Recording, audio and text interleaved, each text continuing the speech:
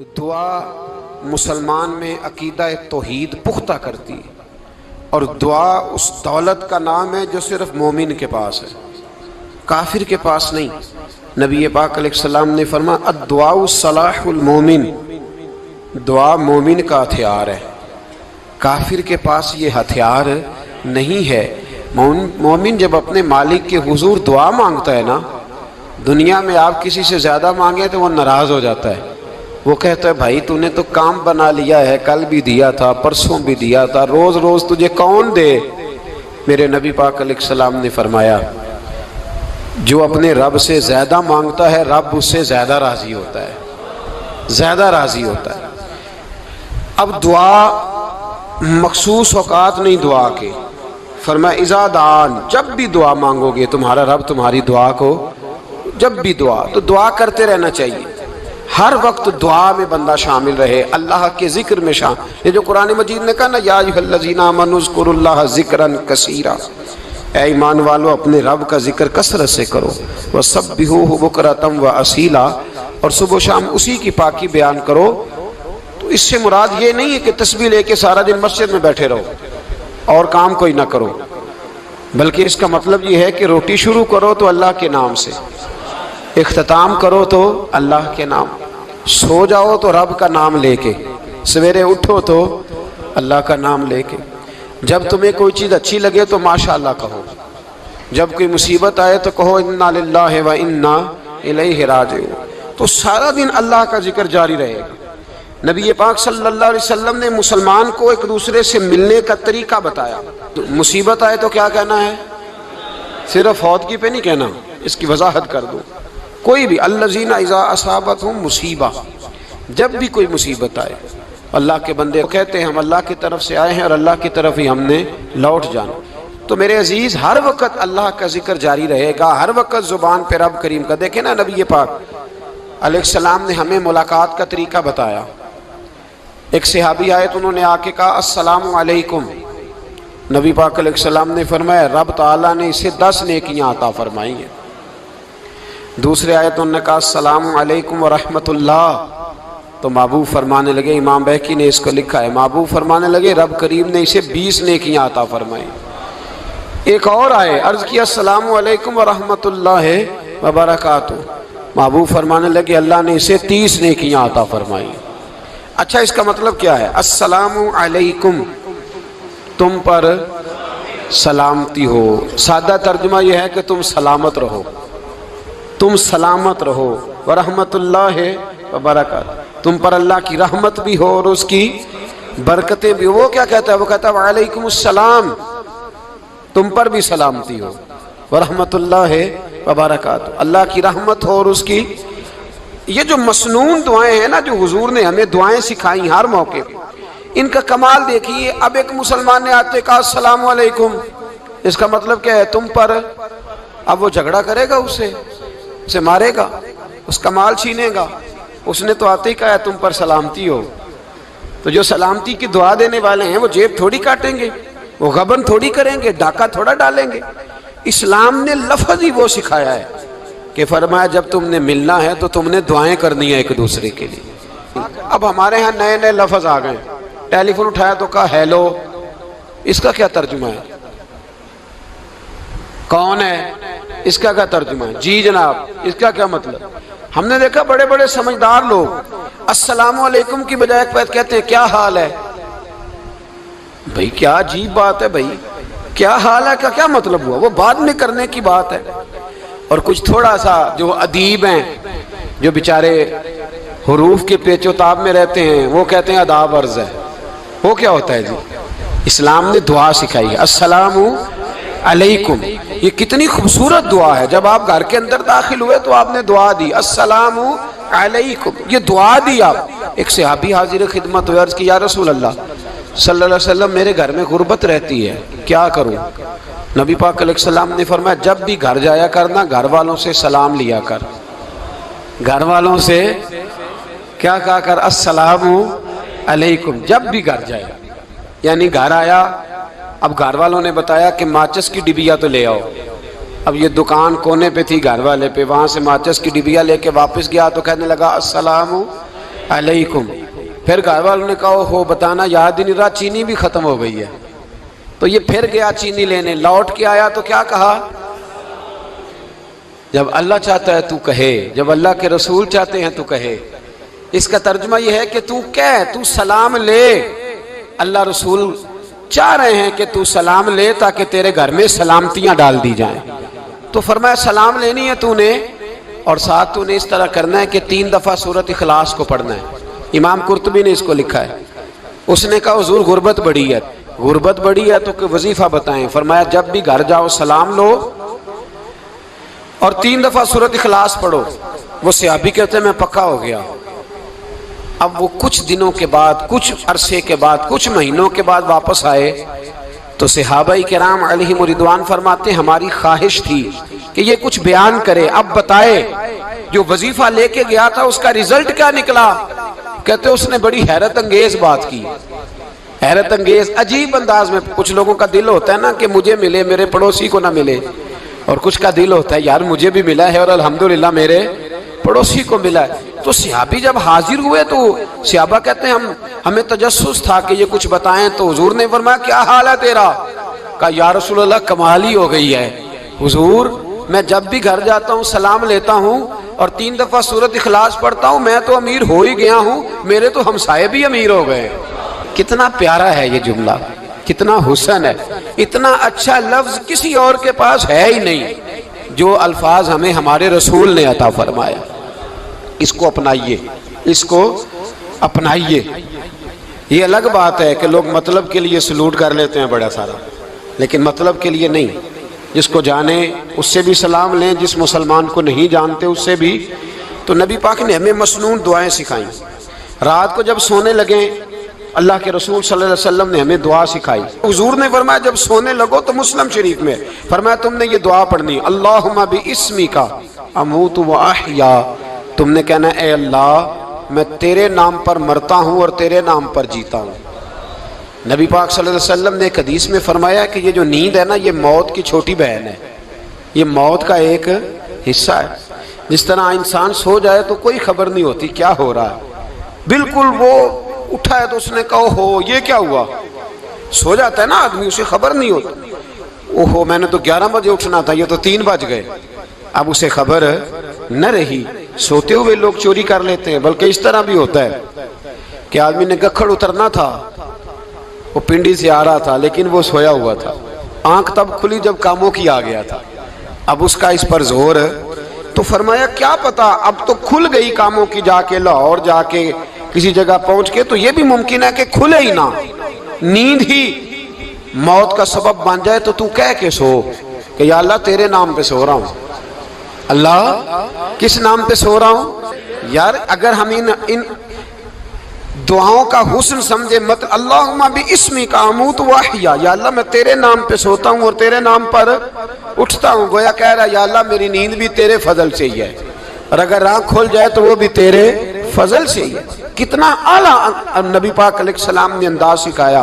اور پھر بخاری شریف میں حدیث موجود ہے, فرمایا جب اٹھو تو کہو الحمدللہ الذی احیانا احیانا بعد ما اماتنا و الیہ النشور.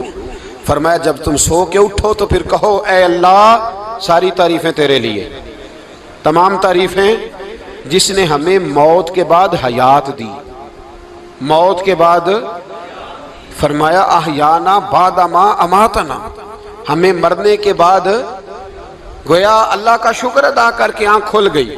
دیکھیں کس طرح اسلام مسلمان کو اللہ کے ساتھ جوڑتا ہے. فرمایا شکر کر, آنکھ کھل گئی. کہ یا اللہ تیرا شکر ہے تو نے موت کے بعد ہمیں دوبارہ حیات عطا فرمائی, یہ شکر ادا کرو. گویا تم یہ نہ کہنا کہ میں اٹھ گیا ہوں تو میرا کمال ہے, یہ نہ سمجھنا میں اٹھ گیا ہوں تو میں بڑا پابند ہوں, جب میں ارادہ کر لوں کہ میں نے 11 بجے اٹھنا ہے تو پھر میں اٹھ جاتا ہوں. یہ نہ کہنا کہ یہ الارم بڑا اچھا ہے, یہ مجھے اٹھا لیتا ہے. ذہن کے اندر خیال کر کہ نیند تو موت کی طرح تھی, یہ جو میں اٹھ گیا ہوں تو اپنے رب کے فضل سے اٹھا ہوں. جو میں اٹھ گیا ہوں, جو ابھی اٹھے ہیں وہ تو بول دینا کم از کم کہ میں اپنے رب کے فضل سے اٹھ گیا. تو دعا سکھائی. پھر دیکھیے نبی پاک صلی اللہ علیہ وسلم نے فرمایا جب تم بیت الخلاء میں جاتے ہو نا, واش روم میں جاتے ہو, تو گندی چیزیں ہوتی ہیں وہاں، شیطان ہوتے ہیں، جنات ہوتے ہیں، یہ گندگی پہ ہوتے ہیں۔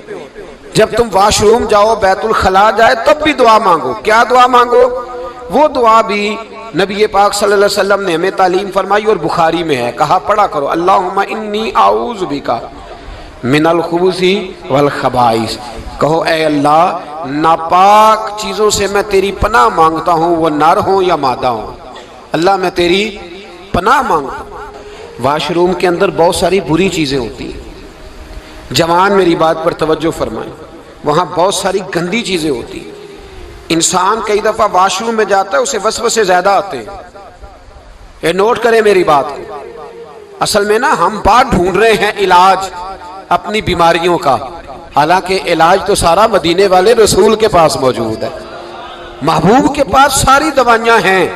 تو نبی پاک علیہ السلام دیکھیں نا، انسان واش روم میں جاتا ہے، اسے وسوسے آتے، برے خیالات آتے، وہ گناہ کی طرف کئی دفعہ مائل ہوتا ہے، تو کہا تو دعا پڑھ کے جا، اللہم انی اعوذ بک، یا اللہ میں تیری پناہ مانگتا ہوں، من الخبث والخبائث، ہر خبیث اور بری چیز سے میں تیری پناہ مانگتا ہوں، وہ نر ہو یا یار کتنا عظیم دین ہے، کتنا عظیم میرے مصطفیٰ کریم کا وہ والا دین ہے۔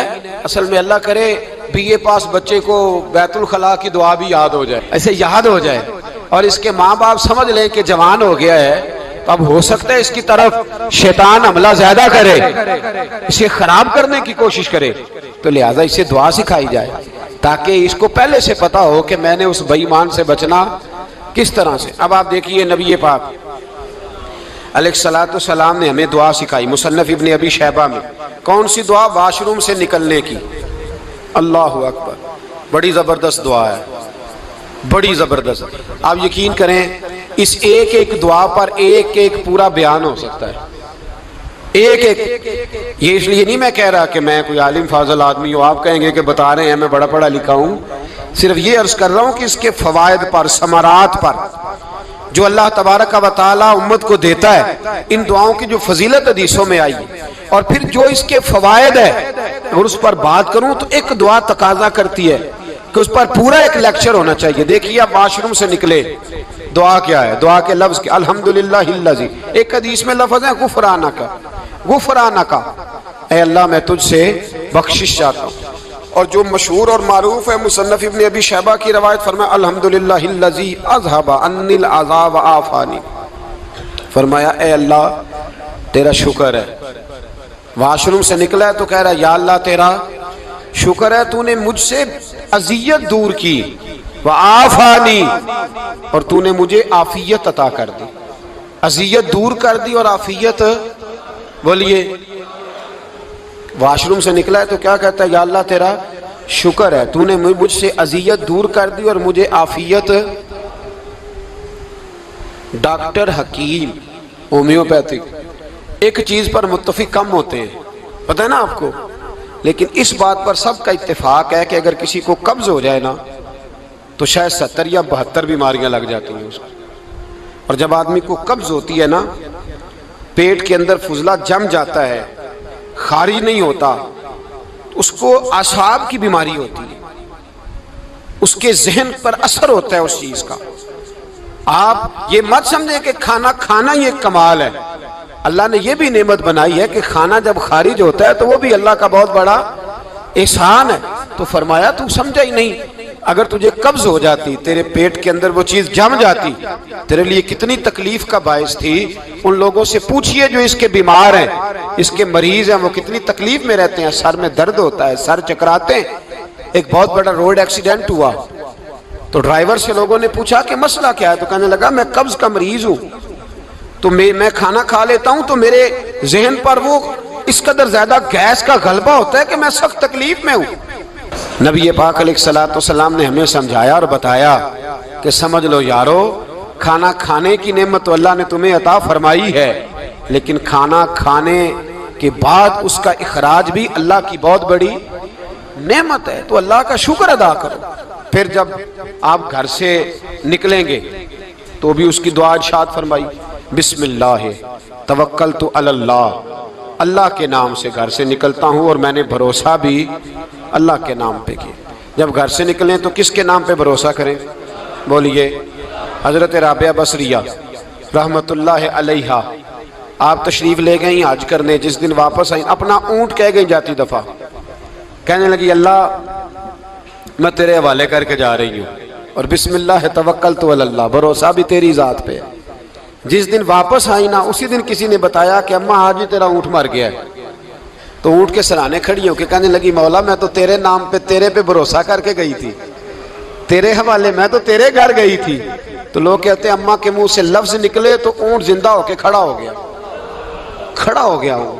تو اماں کہنے لگی نہیں تمہیں ہی غلطی لگی ہے، مرا ہی نہیں تھا، پہلے سے ہی موجود تھا، وہ اپنی کرامت بھی نہیں ظاہر ہونے دی۔ تو بھائی گھر سے نکلیں تو کس لفظ پر کہ یا اللہ میں تیرے بھروسے پہ نکل رہا ہوں، میں اس کے دو فائدے ہوں گے، ایک تو آپ اللہ کی امان میں جا رہے ہیں، اللہ کی امان میں آ رہے ہیں، اور دوسرا جس گھر کو آپ چھوڑ کے جا رہے ہیں اسے بھی اللہ کی امان میں دے کے جا رہے ہیں۔ تو کتنا لذت والی دعا ہے جو نبی کریم علیہ السلام نے ہمیں سکھائی۔ اب ذرا حدیث سنیں خوش ہو کے، دیکھیں حضور نے دعا سکھائی، فرمایا جب دیکھ لو نا کسی کو ہنستا ہوا، کیا کرتا ہوا؟ ماشاءاللہ آپ تو ہنسنے لگے۔ جب کسی کو ہنستا ہوا دیکھو تو کہا کرو اضحک اللہ سنک، یہ دعا یہ بخاری ہے، فرمایا دعا مانگا کرو جب کسی مومن کو ہنستے ہوئے دیکھو تو دعا مانگو اضحک اللہ سنک، اللہ تجھے ہنستا ہی رکھے، اللہ تجھے، بولیے جل نہ جایا کرو کہ میں پریشان ہوں تو یہ ہنس کیوں رہا ہے، جھلا نہ کرو، بلکہ کیا کہا کرو اللہ تجھے ہنستا رکھے، اللہ تجھے۔ نبی پاک صلی اللہ تعالی علیہ وآلہ وسلم نے فرمایا، ترمذی میں حضرت اسامہ بن زید رضی اللہ تعالیٰ عنہ سے حدیث مروی ہے، حضور نے فرمایا جس نے کسی کے ساتھ احسان کیا اور جس پر احسان کیا، اگر اس نے یہ دعا پڑھ دی نا جزاک اللہ خیرا، تو فرمایا اس نے اللہ کی بھی پوری حمد کر دی اور محسن کا صحیح شکریہ بھی ادا کر دیا۔ کیا کہنا ہے؟ جزاک اللہ، اللہ تجھے بہترین جزا عطا کرے۔ اس کا ترجمہ کیا ہے؟ اللہ تجھے بہترین، کیونکہ حضور فرماتے ہیں من لم یشکر الناس ولم یشکر اللہ، جس نے بندوں کا شکریہ ادا نہیں کیا اس نے اللہ کا بھی شکریہ ادا نہیں کرنا۔ تو کیا کہنا چاہیے؟ جزاک اللہ خیرا۔ اور اگر اماں کہتی ہو بچوں کو انگریزی سکھانی ہے تو کیا کہنا ہے پھر؟ شکریہ ادا کرنے میں کیا کہنا ہے؟ Thanks, thank you. او خدا کے اس کا ثواب کتنا ہے؟ بولے انگریزی ایک زبان ہے، اس کو زبان ہی رہنے دیں گے۔